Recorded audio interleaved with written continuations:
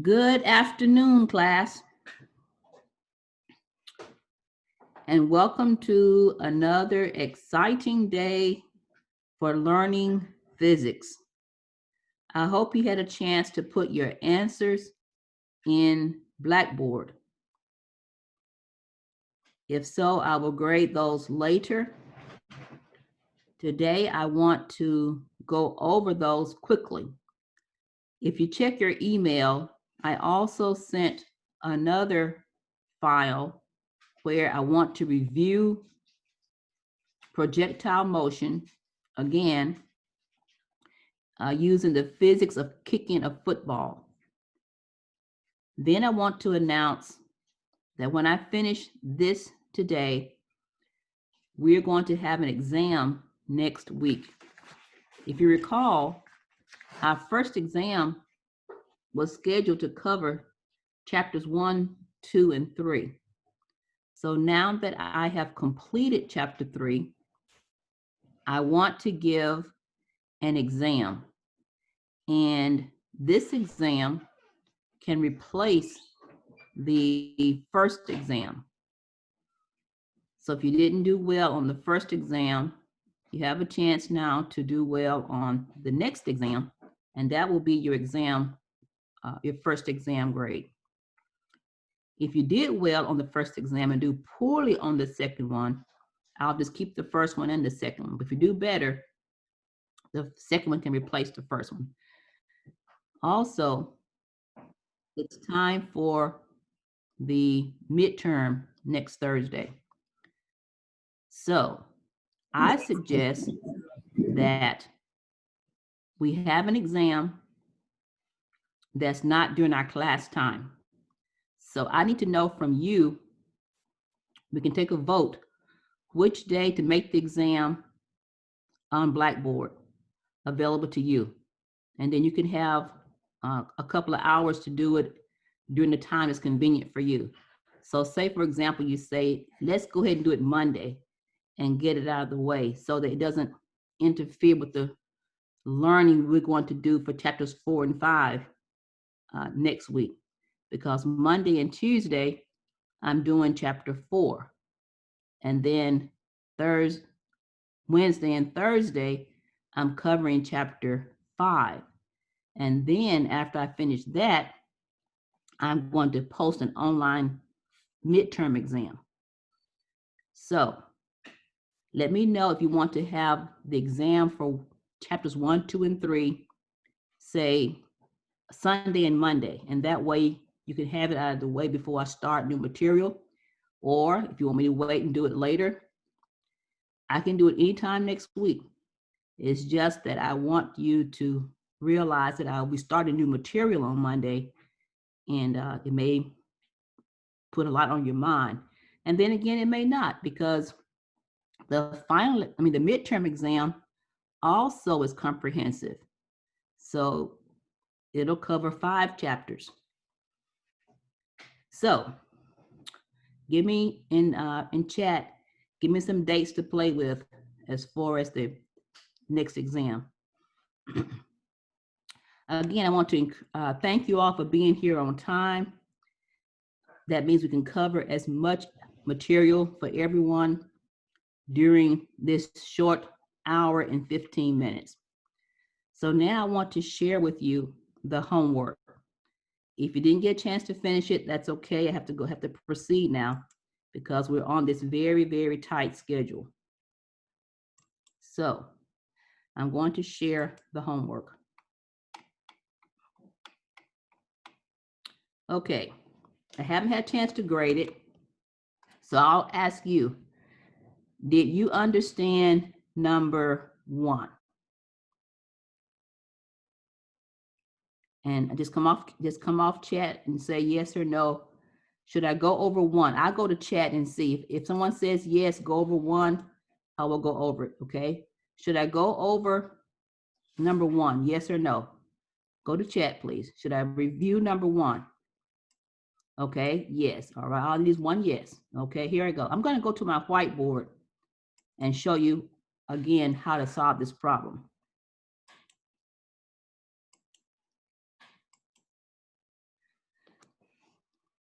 Okay, do you all see the whiteboard? Just say yes or no, please. Yes. Okay, great. All right, let's look at this problem, because this is one of the problems where I really want you to understand what I meant when I said use these subscripts. So let me show you what I meant by that. A motorcycle has a velocity of 24 meters per second due south. So this is the velocity of the motorcycle with respect to the ground, or you can say road or anything you want to say as long as you're consistent. The velocity of the motorcycle with respect to the ground is negative 24 meters per second because it's south. It passes a car with a velocity. So this is the velocity of the car with respect to the ground. And that is 15 meters per second. That's north, so that's positive. And the question is, what is the magnitude and direction of the velocity of the motorcycle as seen by a driver in the car? So notice what I said last time, the way this has to be written. This is very critical.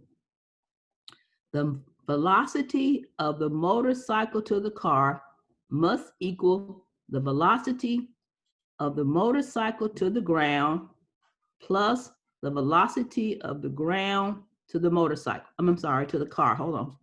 Real quick, I made an error. Okay, car.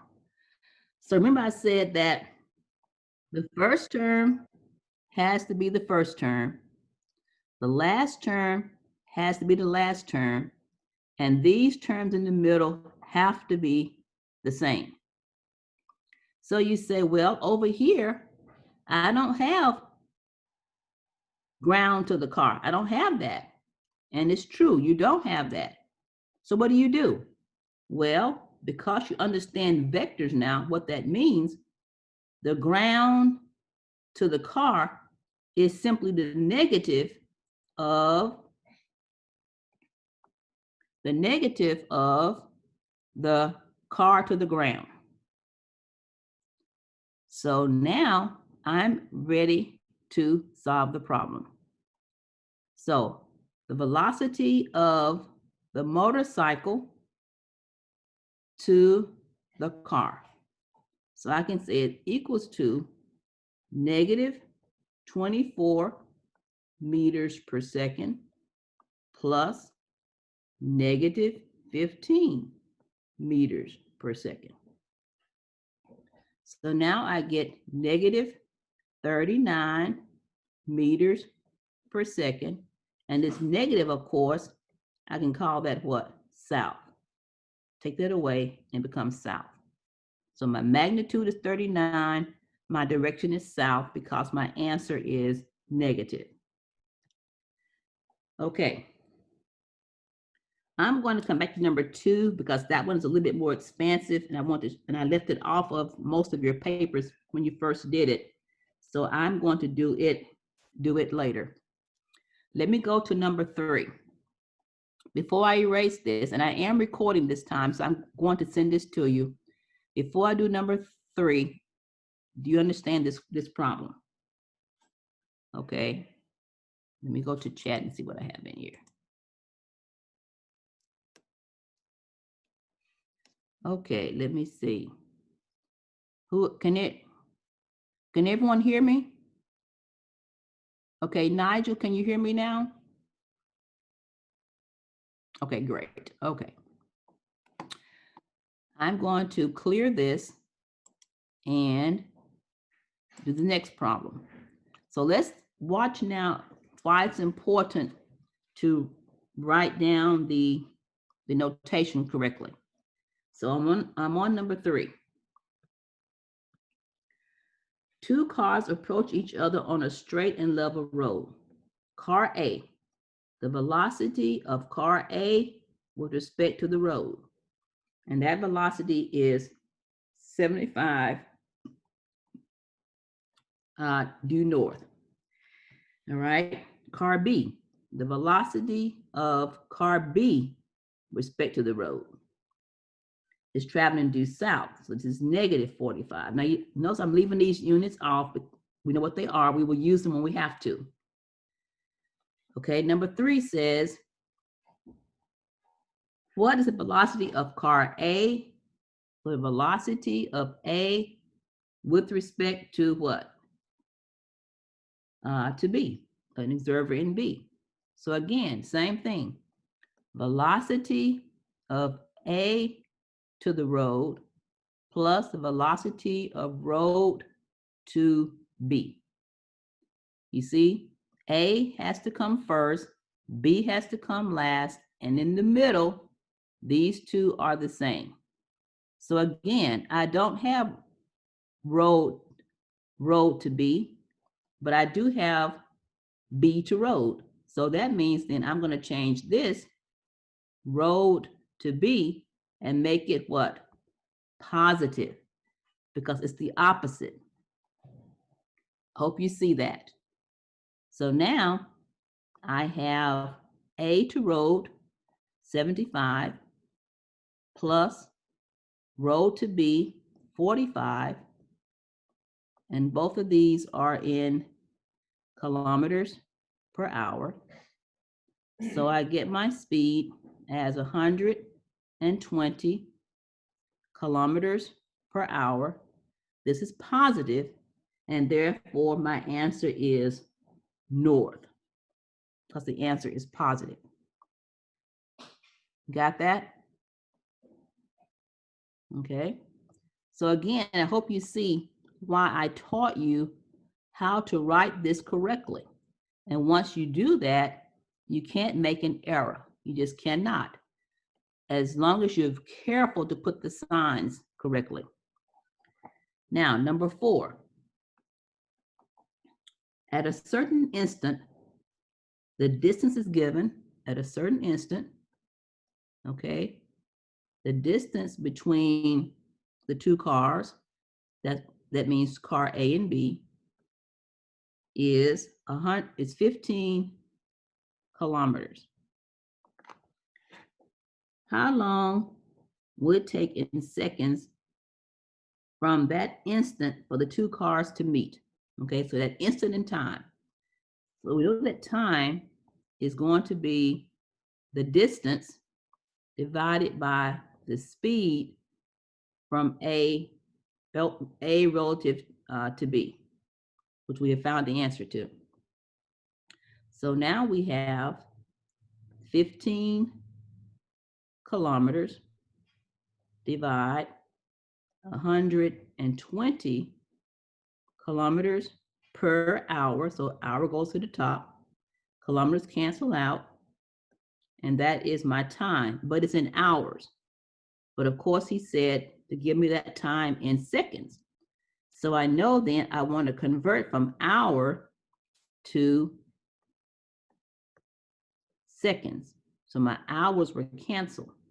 So now I have 15 times 3,600 and divide 120, and you should get 450 seconds.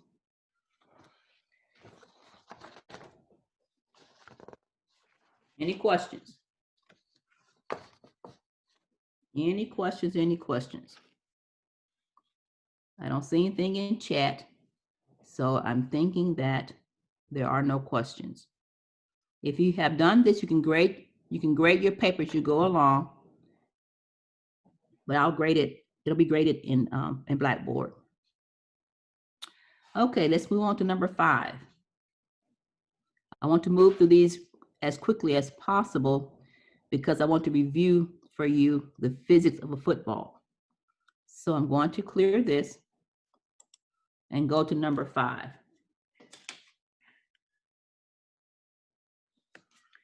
A ferry can travel at an optimal speed of 8 kilometers per hour in still water measured relative to the shore. What that means is, and you've seen this picture before, it's in the other notes.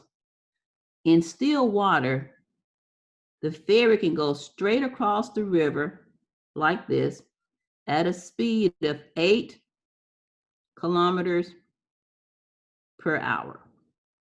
However, there's a current, as there always is in water. Most water is not still.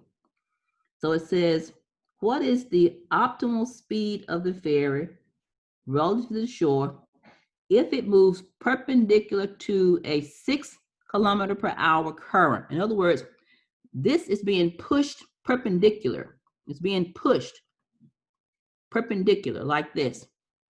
So of course, if there is something pushing against the boat as it's trying to go here, it's going to end up going like this.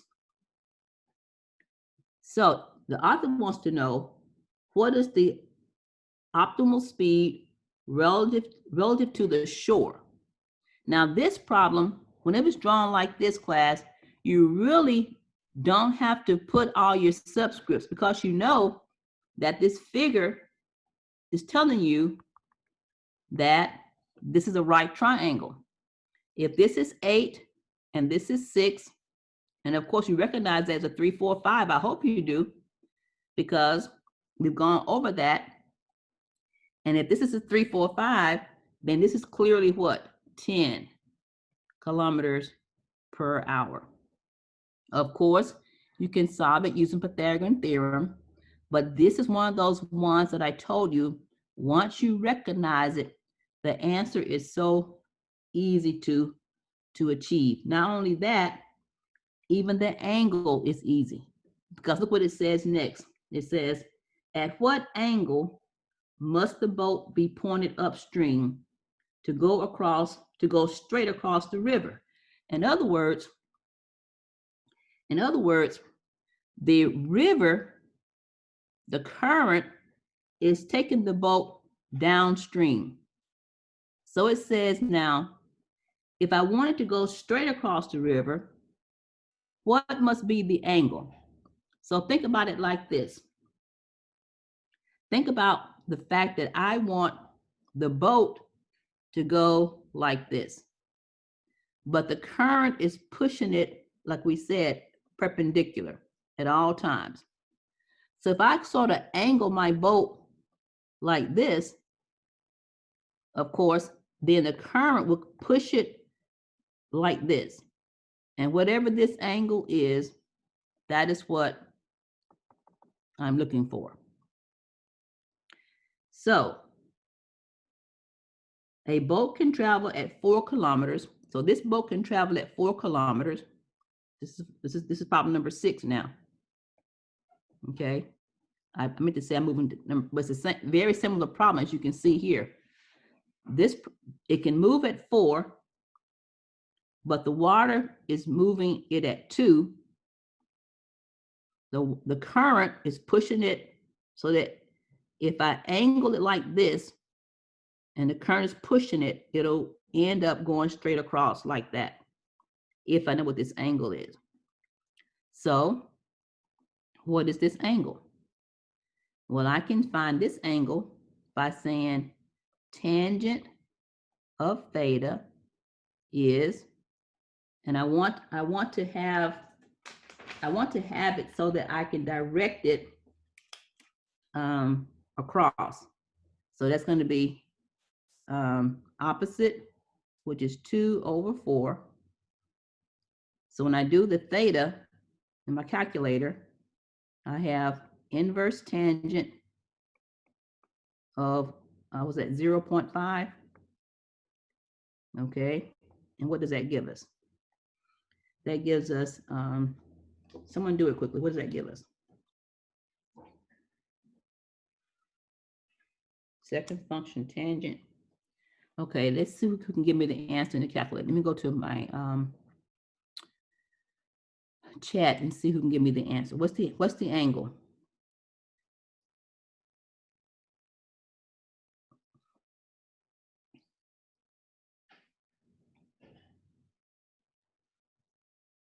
Anybody?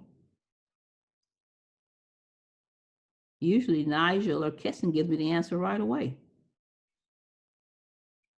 Okay, very good. Lex and Keston, very good. Okay, now I noticed that the author had given the incorrect answer on that one. And I think what he did was, I think he simply said the sign of 0.3, I mean of 0.5. I think he did that. I'm not sure why he would do that. I looked at it several times and I'm trying to figure out why he is saying 30 degrees, but clearly 30 degrees would be if this part was 4, but this part is not 4, because the author said that a boat that can travel at 4 kilometers in still water, that means that this is 4 and not this. So the author has an error on that one. The answer is actually 27, which is answer A. Okay, let's move quickly to number 7.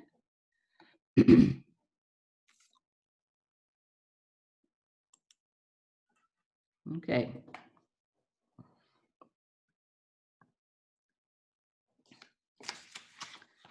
A man at point A directs his rowboat toward point B. Okay, so same type problem. He's at A, he's directing his boat across, this is straight across to B. Okay, and this distance is 100 meters. The river current is due east, so it's going to push it downstream, and it pushes it downstream so that when he gets downstream, when he lands, he's moved 150 meters downstream. And the question is, what's the speed of the river? So what I want you to notice now, and that's these problems are actually easier than the others. Whenever it's a right triangle, it's actually easier to solve, and I'll show you why. Okay. So what you notice then is that in this right triangle, I have this angle and I have this angle. I have my legs and I have my hypotenuse. Also, because it is the speed that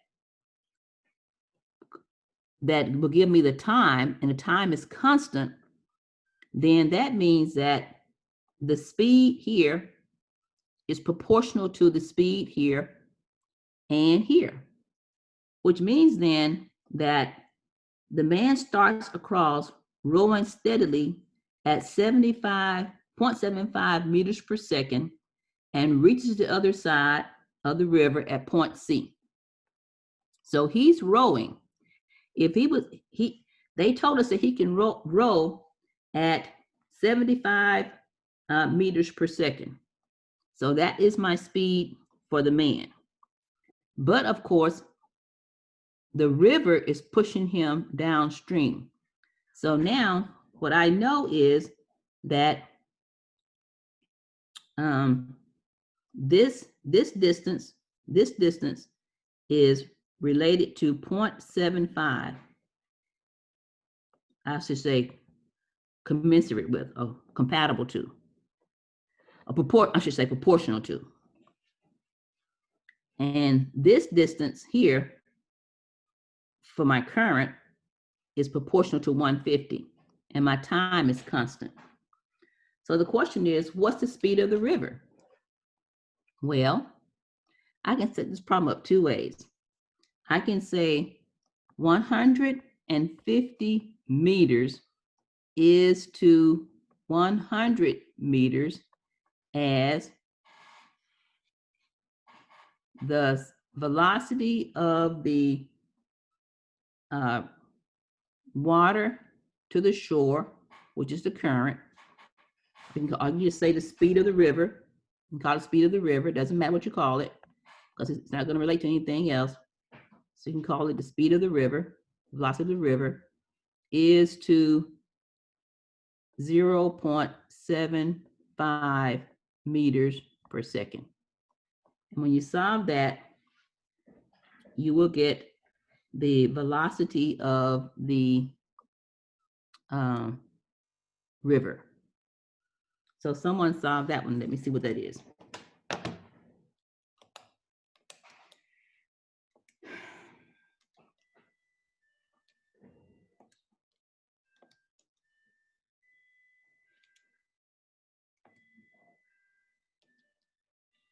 Okay, so I got the velocity of the river. This is, I got 1.125. Let's see what somebody else got, meters per second. Let's see what somebody else got. Chet. Okay, very good, Nigel. Okay, because it's the number's 2, and just truncate the rest of those numbers. Okay, very good. Now, the next question says, while the man is crossing the river, what is his velocity relative to the shore? In other words, what is the velocity here? Velocity of, I guess you can call this the man to the shore. What is that? Still have a right triangle, right? So then if I know this leg and I know this leg, of course, I can find what? My hypotenuse. So someone quickly solve for that. Now I know this value. I know this value. I can find this value.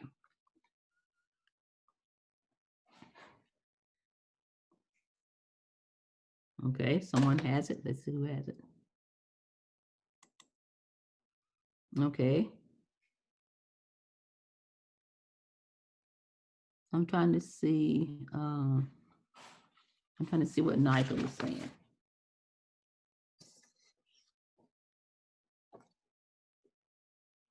Should be 180 meters. I'm not sure what you're saying, Nigel. Can you come off and tell me, explain what you're saying? Hypotenuse. It's all for the hypotenuse, right? Yeah, we're looking for the speed of the Oh, okay. I'm number sorry. 8, his velocity relative to the shore. Oh, okay. Number 8. So we know the velocity here and the velocity here. So we use Pythagorean theorem to find the velocity here.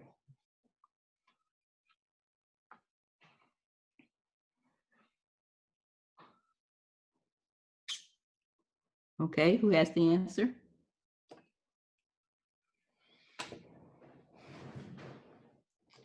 On those, we're just using Pythagorean theorem.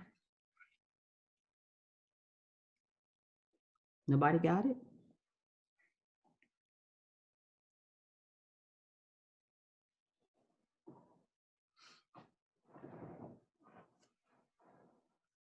When you type in your answer, type in what you see in your calculator. I want to see your answer in the calculator that you get in your calculator.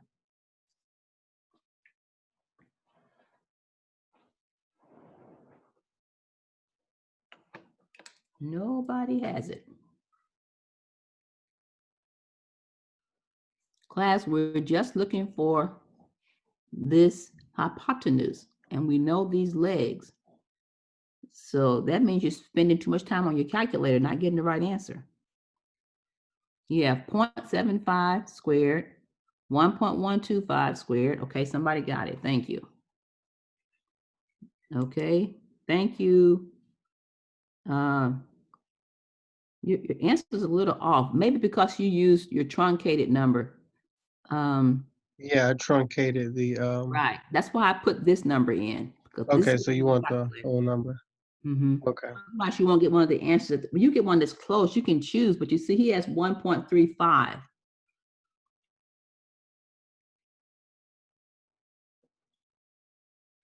Okay. Now, once we get the magnitude, we've got to find the angle. So how do we find the angle? And normally we measure the angle with respect to due east.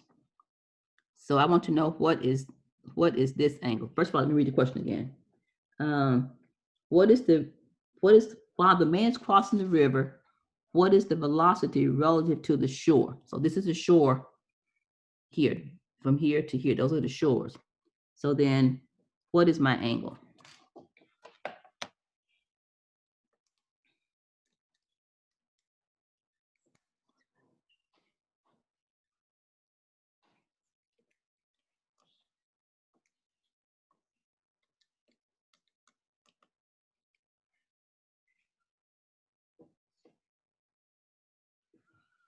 Okay, so what did you get?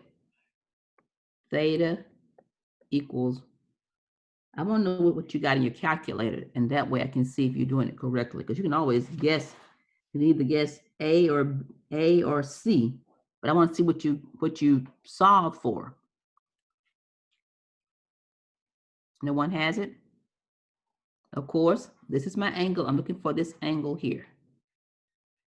Second function tangent, opposite over what? Adjacent. So what is theta?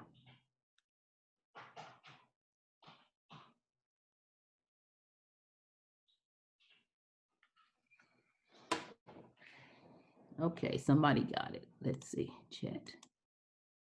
Okay. Okay, Nigel, 33.7. I got 33.69. Okay, very good. Now, if you're not getting these numbers, I need to help you to see what's going on in your calculator, because your calculator needs to be in degrees, and you need to be putting in the second function tangent, because see, in this picture right here, theta is an angle whose tangent is. So the tangent of theta is opposite, which is 0.75 over adjacent, which is 1.125. So it means theta is an angle whose tangent is this. So you got to make sure you put in the inverse tangent of this argument here. If you don't do that, you're going to get it wrong every time. Okay, let's try one more like this. And then we may come back to this, but I do want to move to reviewing the projectile motion, because I'll be finishing with this chapter and moving on to the next chapter on Monday. Okay, let me clear this. And let's look at number,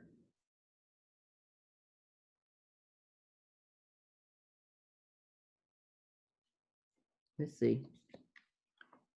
Oh, I want to show number 9 quickly, just to show you how easy this type is. Okay, two cars, A and B, approach each other at an intersection. Car A is traveling south. So car A is traveling like this, south, at 20 meters per second. And car B is traveling east.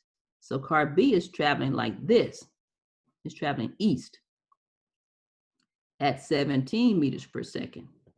So of course, whenever we have this picture, we already know that we need to find the hypotenuse. This type problem is the easiest type, because once they're orthogonal or they're perpendicular to each other, that's the only thing we can do. The only thing about this problem that can be a little bit tricky is, what is the angle?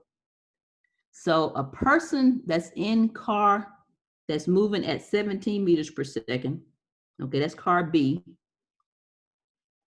and this is car A. So the question is, what is the angle?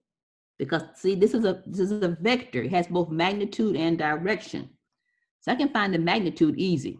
Okay, if you do that, you're going to get 26 meters per second. That's easy. The question is, what is my angle theta? Now, is this my angle theta? Well, it says that car A is traveling 20 south, car B is traveling east, and it wants to know what is the velocity of car A described by the passengers in car B. So that means then I need to know what is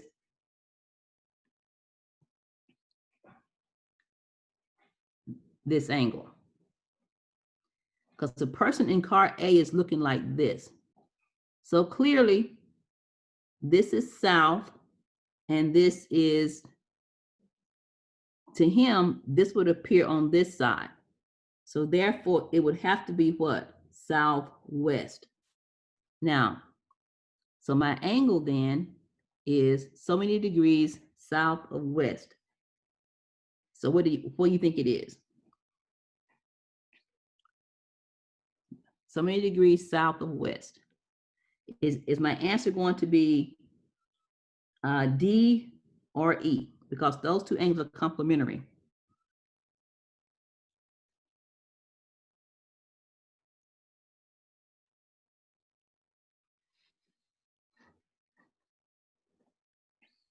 Okay. Now also, if you know, remember your trig, these angles are actually what they call alternate interior angles. So this angle is that angle. So whatever this angle measures, this angle measures, and it's what? It's southwest. So what's the angle? Let's see what somebody says over here. You chose 40 or 50. Okay, no one has given me. I want to know if you think it's 40 or 50.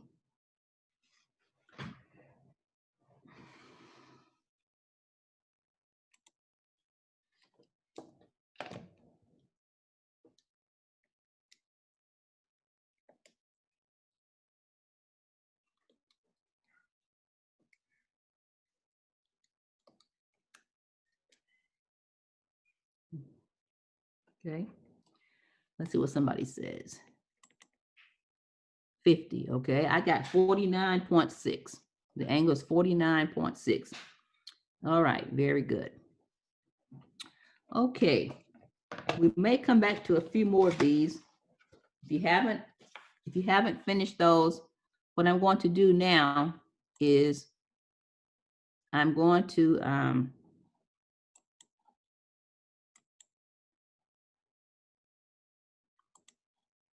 send you all of these answers so you can go over it again, because these are some of the questions that I will be using to modify for your exam.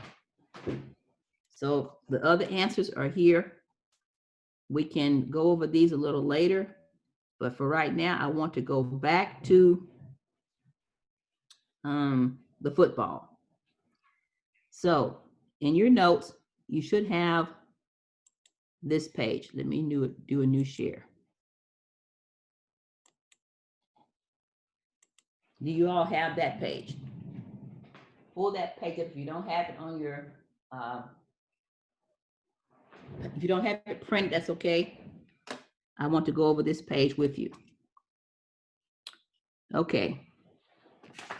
Now this problem is what we went over the first time with projectile motion. So I said before completing this exercise, write the 8 kinematic equations for 2-dimensional motion on the back of this sheet. So I was asking you to fill out this.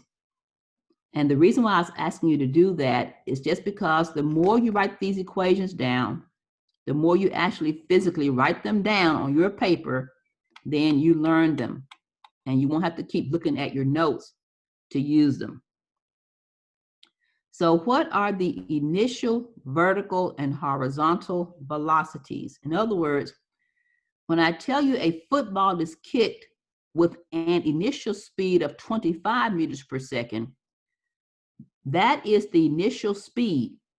But I need to break it down to know what is this part of the speed that takes it up, which is following this path. You see, the football, as you know, if we were to see it in a perfect world with no air, it would follow a perfect parabola where there's a portion of this speed, V initial, that's taking it up. The entire speed, V initial, is not taking it up. Only the part of this V initial that's rising.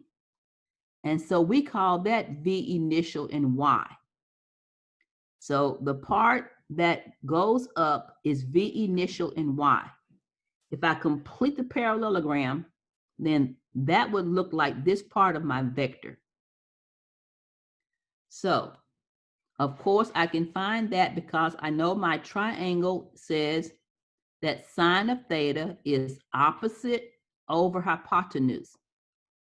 Then the same thing for the horizontal. My equation says cosine of theta is adjacent over hypotenuse. So let's see who can give me these two velocities very quickly.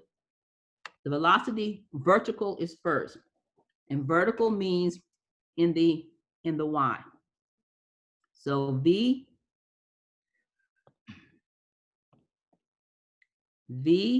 initial and y is what?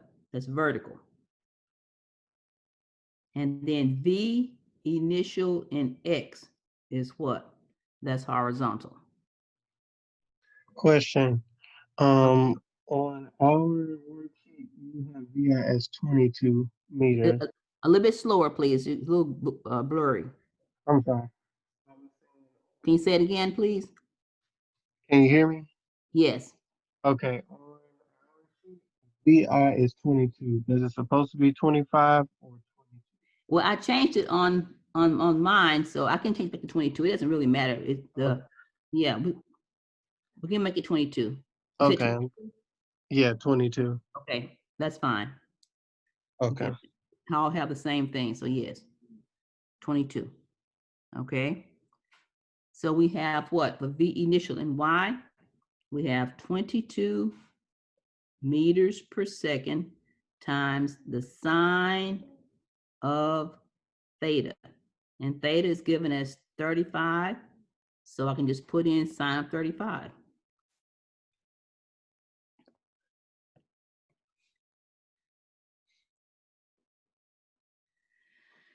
Okay. Then whenever we have the x component, we have 22 meters per second cosine of 35. Of course, this is degrees. We know that. Okay, let's see who has the answer. Okay. So Nigel said 12.6 and 18. I haven't checked it. So let's see what some of the others say. You're just solving this simple equation here. So that means that everyone that's in class can put those in. So far, Nigel is giving me all the answers, and the rest of you, well, Lexi gave me an answer earlier. Okay, Keston is participating. Very good. Anyone else participating? I use this to give my participation grade. It's a part of your grade in class. So even if your answer is wrong, you want your name to show up so you can get some credit for participating. So far only Nigel and Keston are participating. Okay, let's move on. So now that I know, so in other words, I want to point this out. Simply by giving you the initial velocity and the angle, implicitly, I'm giving you the initial vertical and horizontal velocities. Just make sure you understand that. So when I go to the second part of the problem to find the maximum height, now I want to go over this part again. I'm going to go to my screen, my whiteboard, I mean. Okay. So now,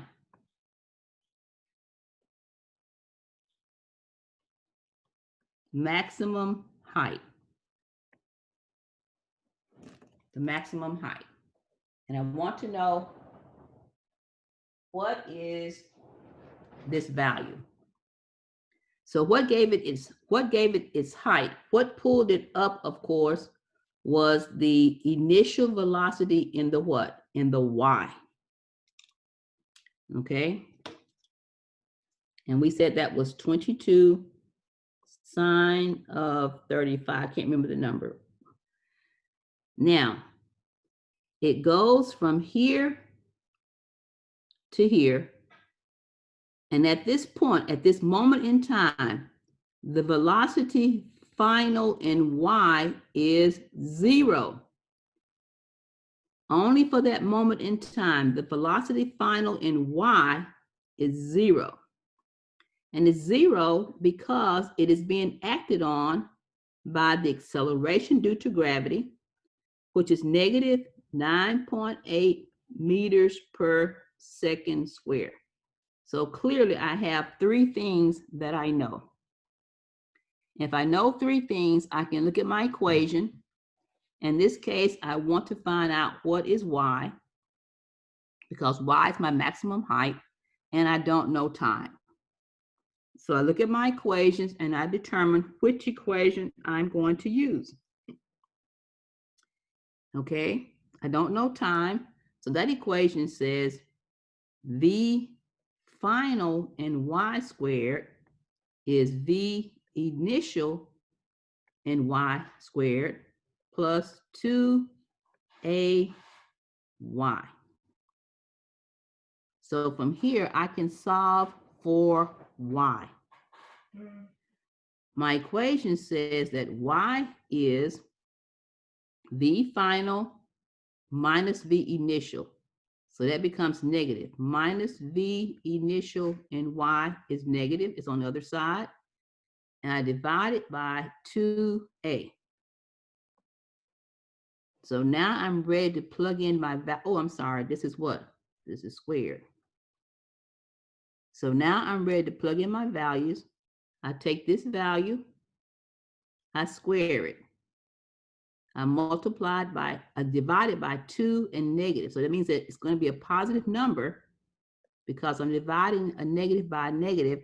My answer is going to be positive. Okay, let's see who gets that answer first. It's very simple. Whatever this value for v initial and y was, square it, divide it by 2, divided by 9.8. That's all you got to do.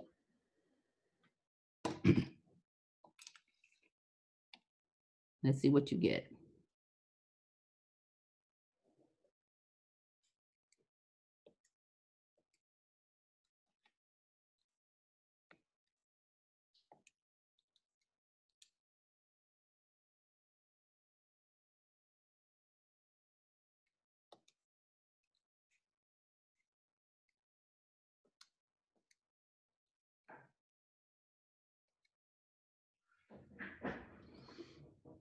Okay, let's see. Okay, very good. Nigel and Alexi, very good. I'll see what the others get as well. Okay. All right. Keston, very good, but look at your sign. Your sign should not be negative, and see if you can understand why. Because the height is always positive. The height is measured from the bottom up. That's why it's a positive number. So you have a negative here. The negative is not the value. This value right here is a positive value. When you square it, this negative is still here. But when you divide by a, which is negative, then that's why it becomes positive. Okay, let's go to any questions. So we have the maximum height. Okay. The second part of the question says, ignore air resistance and determine the time of flight between kickoff and landing. So now I want to know the time of flight. In other words, how much time it takes to go from here all the way to the top and back down to here. So this is maximum height, and this is range. The range on the x-axis, the height is on the y-axis. So make sure you understand that from here to here, that my value for y is 0. X is not 0, but y from here to here is back at its beginning the horizontal is back at this beginning point, and therefore it's 0. So that means then I know what y is, 0. I know what my v initial and y is. Was that 12.6? I can't remember. I don't want to keep calculating. I think it's 12.6. Yes, it's 12.6. Okay. I know what a sub y is.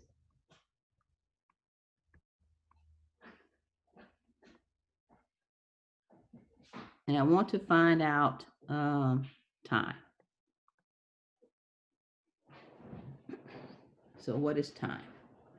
So my equation for that says that y is v initial in y times time plus 1/2 a sub y t squared.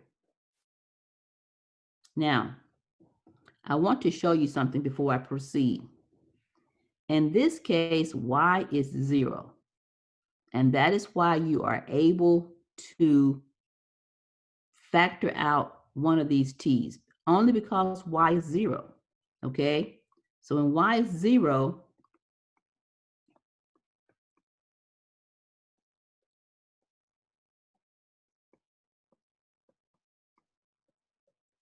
and I divide through by t, like I'm doing here, this is still 0. So this term is one term, and this term is, this is a term as a, what we call a constant, and this is a term that we call first degree. If you remember though, remember your algebra, and I won't spend a lot of time on because we don't have this type problem in this exam.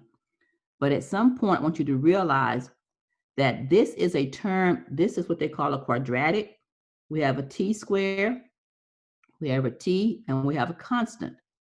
So if you remember this equation, how to solve the quadratic equation, how to solve it, what is the quadratic formula and the equation. So I'm just pointing that out to you, although we're not going to use it this time, but it could be used if y was not 0, because y could be some other point like here, or y could be here. So, but it wants to know what is the time at the end. That makes it easier for us. With that being said, then we can solve for time, multiply 2 on both sides and move this to the other side. So therefore my time, when this goes to the other side, is negative, multiplied by 2.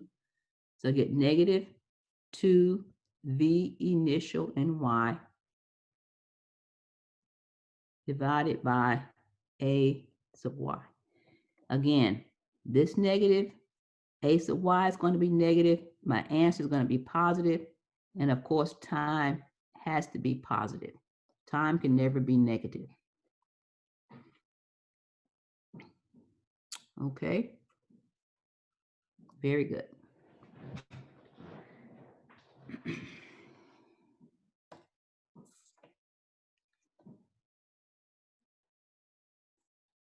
Okay. So if you have a problem like this, first of all, what is the time? Did someone get that answer? That was 18, wasn't it? 18 times 2. You got 18 times 2 divided by 9.8. That would give me the time. I want to use this problem to show you something else very quickly.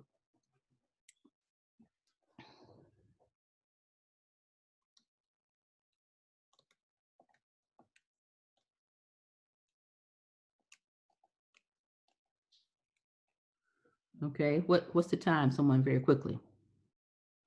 What value did you get for time?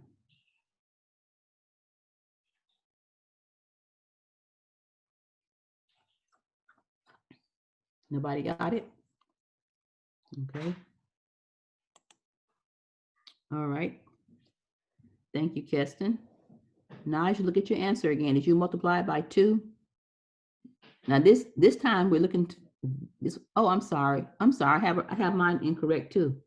I think Nigel may be correct. I think I put in X.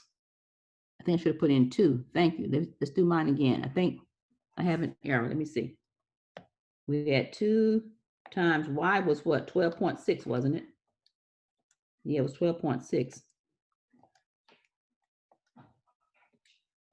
Okay, 2.57. Okay, that's good. All right, Nigel has it correct. I got 2.57. Okay, now let's look at that same problem in this way. Okay, because say for example that this Y is not 0, and you don't want to go through all the trouble of using the quadratic equation, what can you do? Well, you can do this.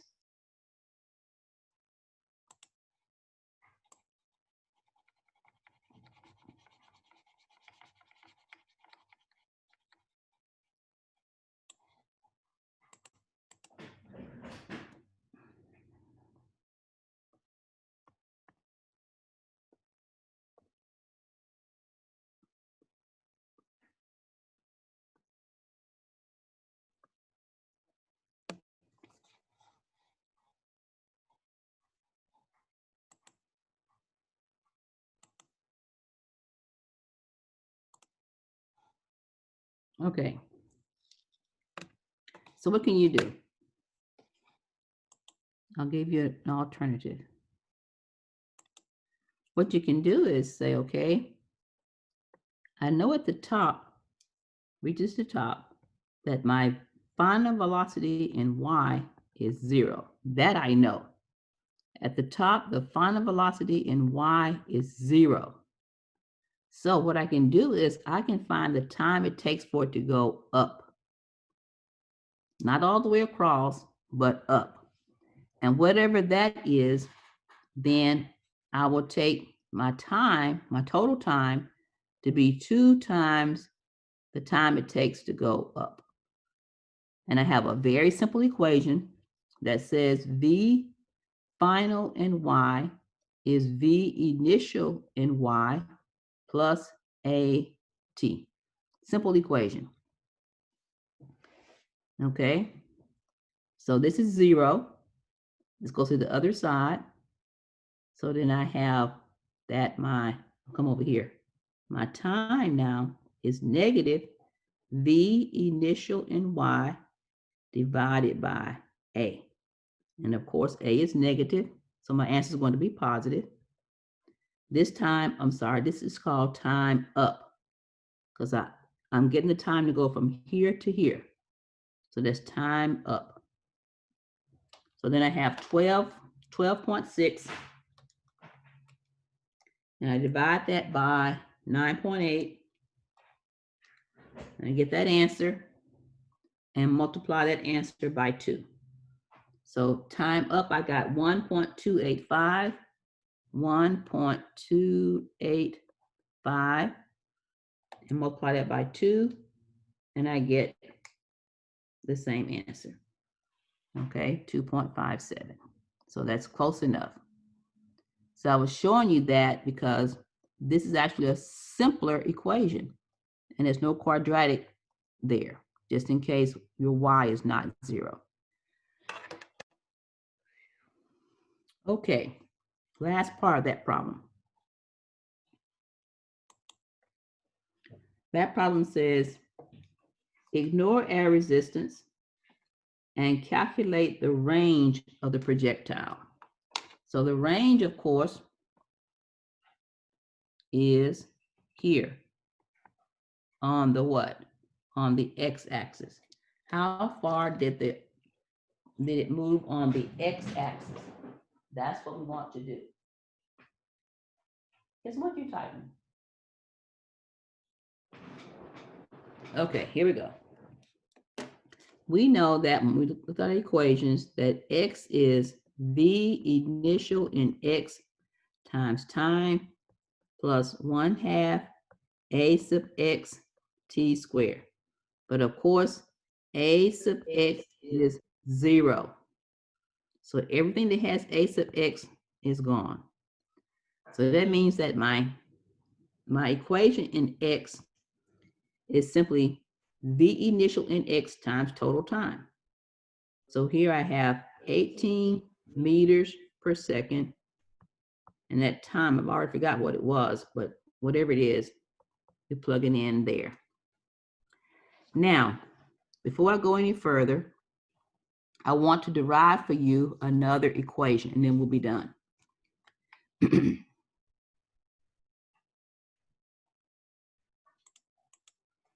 Okay.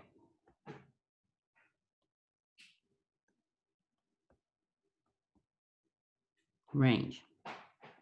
So we said the range is equal to V initial X times time. And we said that V initial in X is V initial cosine of theta.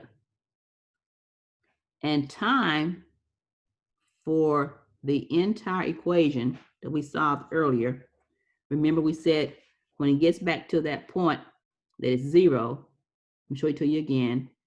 0 is equal to V initial in X times time plus 1/2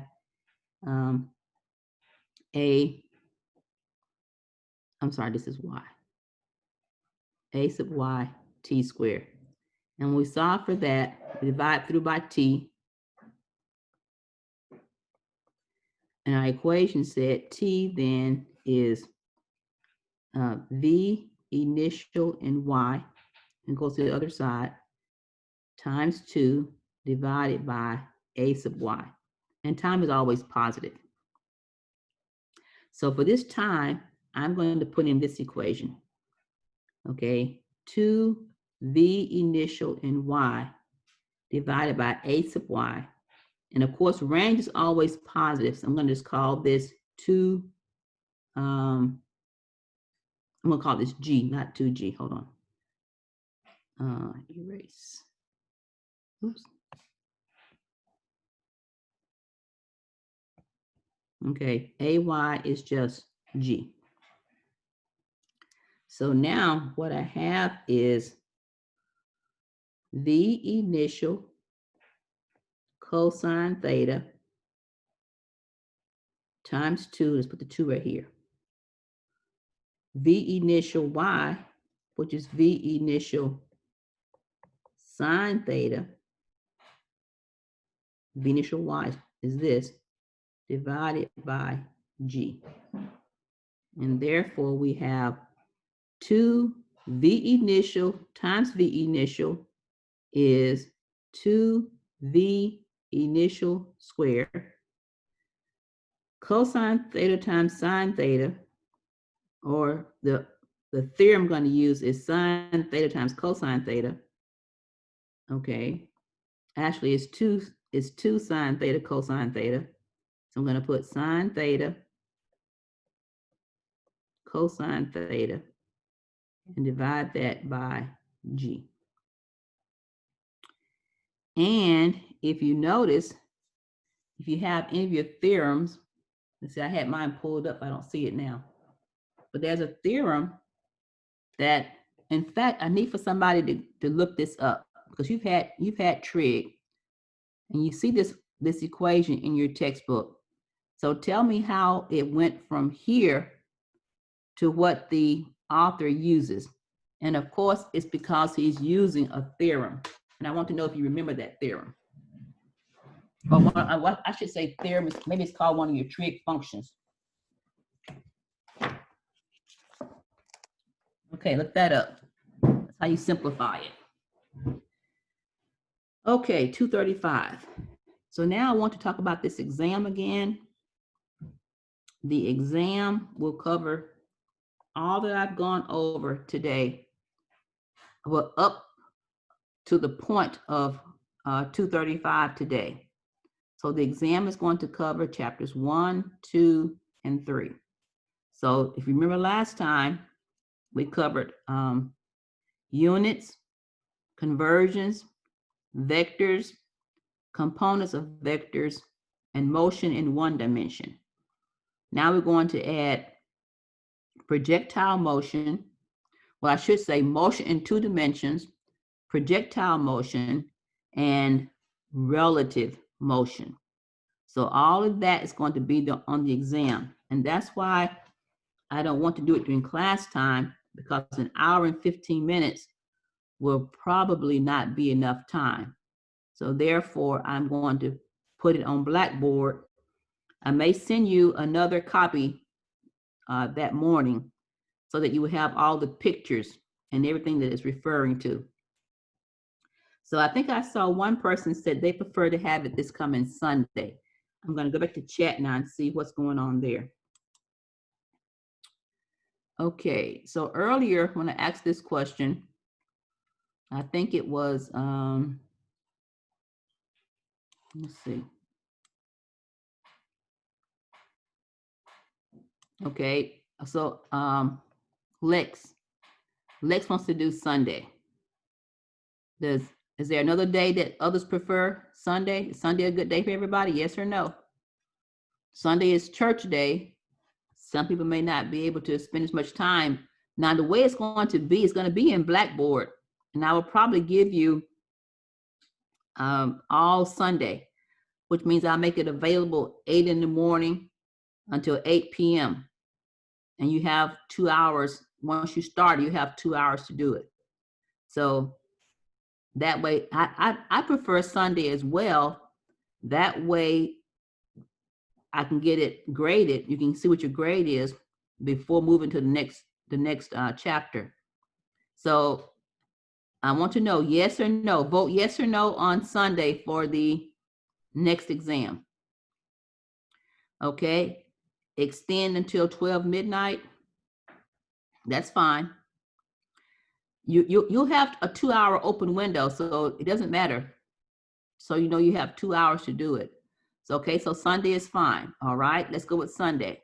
So I can make it available, say Sunday morning, 8 o'clock, for folks who want to work on it early. But keep in mind, you have to go ahead and carve out a 2 hour period, because once it's available, you have to finish it in one sitting. Now I need to know what's going on. I want to spend a few minutes on this. Blackboard.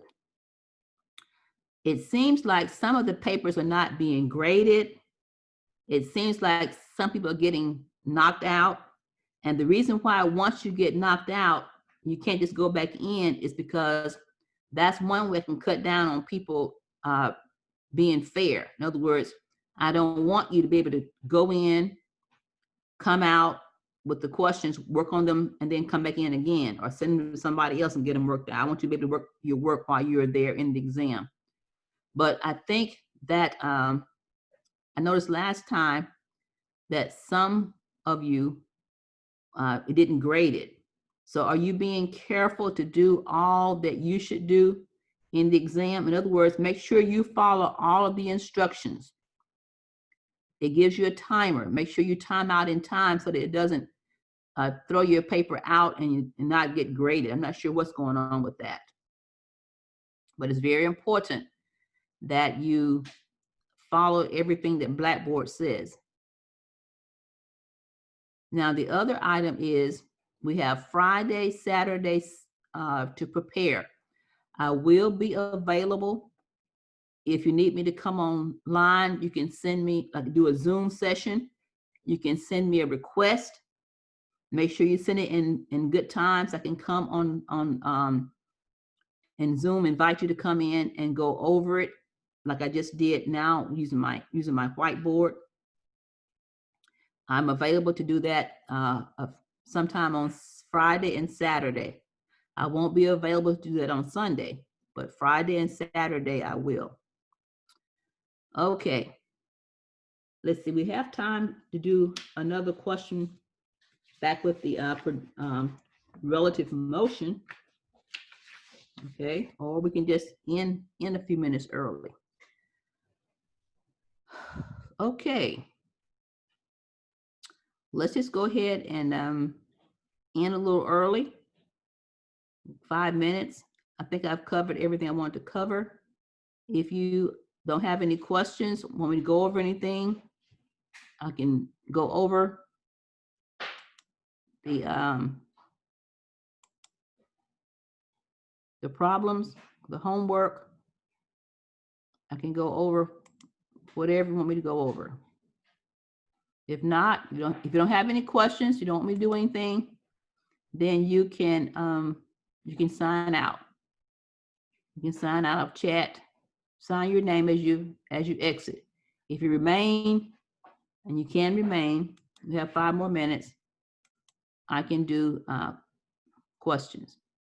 So I'm looking in chat to see who wants to stay a little longer. If not, you can say goodbye. Your name means that you're saying goodbye. And you can sign out. Okay, Nigel, have a good weekend. Lanisha, have a good weekend.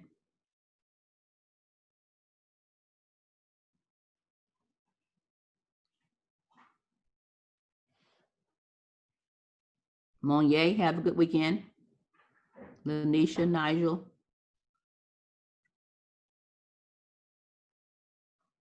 Keston, have a good weekend.